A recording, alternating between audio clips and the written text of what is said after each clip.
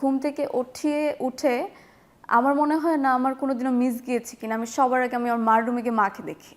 মাকে আমি ভীষণ পরিমাণে ভালোবাসি তোমাকে, আর মাঝে মধ্যে তোমার উপর অনেক রাগও ওঠে যে তুমি এত কেন বকো।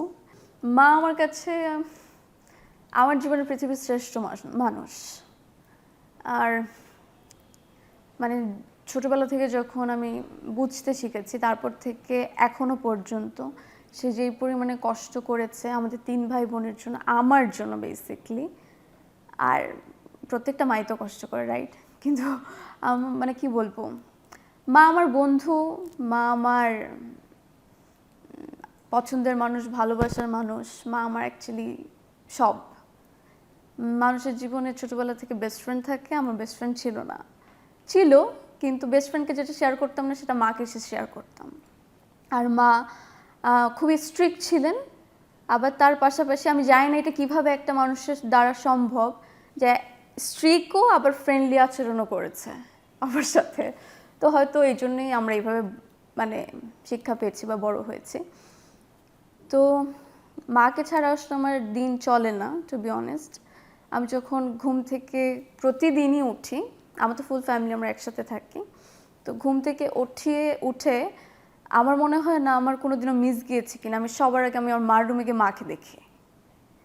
আর যখন আমি মাকে দেখতে পাই না, এরকমও এখন হয় না, আগে হতো, হয়তো মা বাবা ব্যাংকে গিয়েছে বা বাইরে কোথাও গিয়েছে বা কাজ থাকতে পারে মানুষের জীবনে, তো হুট করে যখন আমি দেখতাম যে মা ঘরে নেই, তখন আমার কাছে মনে হতো কি পুরো বাড়িটা ফাঁকা, যে লিটারালি কিছু নেই।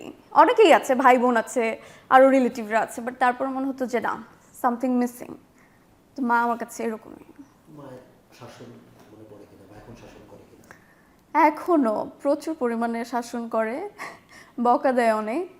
মানে আমি যে এত বড় হয়েছি তার আমার মনে হয় না সে বুঝতে পারে। মানে আরও মনে একটা বাচ্চাকে যেরকম শাসন করে ওরকমই এখনো পর্যন্ত চলছে। প্রচুর পরিমাণে ভয় পাই আমি তাকে এখনো। ভয় কেন মানে আমার বড় তো হয়েছে, আমি গ্র্যাজুয়েশন কমপ্লিট করে ফেলেছি, মানে তো বড় হয়েছি। সো এই বয়সে এসেও যখন একটু লেট হয়ে যায় রাতে কাজের জন্য হলেও, যে জানি যে আমি একটা ইন্টারভিউতে গিয়েছি বা আমার শুটিং চলছে, তারপরে ফোন দিয়ে বলবে তুমি কোথায়, আর কতক্ষণ দেরি হবে, কখন আসবে, রাত 12টা বাজে। মানে মার কাছে এখনও 12টা বাজে মানে অনেক রাত, তার আগে বাসায় ঢুকতে হবে। শুটিং চলে সে বোঝে, কারণ শুটিংয়ে মোস্ট অফ দ্য টাইম সেও থাকে। তো এছাড়া যখনই আমি অন্য কোনো কাজে যাই, মানে একটা প্রেশার থাকে অলওয়েজ যে না মা বলেছে ওই টাইমেই যেতে হবে। আবার 2 ঘন্টা 1 ঘন্টা লেট হলে তাকে আমার বলতে হবে, এক্সপ্লেইন করতে হবে কেন কী কারণে। সো এখনও পর্যন্ত এই শাসনে আমি আছি।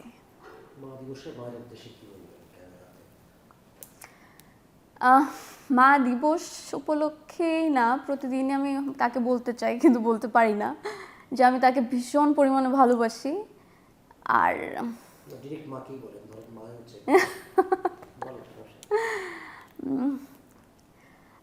মাকে আমি ভীষণ পরিমাণে ভালোবাসি তোমাকে, আর মাঝে মধ্যে তোমার উপর অনেক রাগও ওঠে যে তুমি এত কেন বকো। আবার তোমার জায়গা থেকে আমি চিন্তা করি যে আমার যদি মেয়ে হতো আর মেয়ে যদি এরকম কিছু একটা করতো, তখন আমি তো মার দিতাম, তুমি শুধু আমাকে মারো না, কারণ তুমি অনেক ভালো। আর এই তো এইভাবে সারা জীবন থেকো আমার পাশে। I love you so much.